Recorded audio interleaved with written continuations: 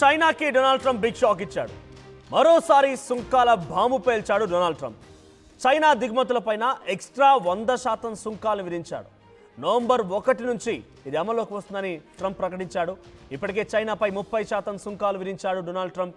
అయితే ఇప్పుడు ఈ 100%తో కలిపి మొత్తంగా 130%కి పెంచిపోయింది అమెరికా సుంకాలు. అంటే ఒక చైనా ప్రోడక్ట్ని కనుక యుఎస్లో అమ్మాలి అనుకుంటే, ఉదాహరణకి ఆ ప్రోడక్ట్ యొక్క ధర 100 రూపాయలుగా ఉందనంటే దానిపై విధించేటువంటి సుంకమే అంటే టారిఫే 130%. అంటే ఆ ప్రోడక్ట్ మొత్తం కలిపి 230 రూపాయలు అవుతుంది ధర. జిన్పింగ్తో శిఖరాగ్ర సమావేశాన్ని రద్దు చేస్తానని చెప్పి వార్నింగ్ కూడా ఇచ్చాడు ఇప్పుడు డొనాల్డ్ ట్రంప్.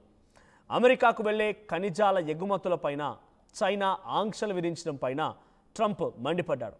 త్వరలో సౌత్ కొరియా పర్యటనలో జిన్పింగ్ ట్రంప్ మధ్య భేటీ జరిగే అవకాశం కనబడుతోంది. తాజా పరిణామాలతో చైనా భేటీకి కారణం కనిపించట్లేదన్నారు ట్రంప్.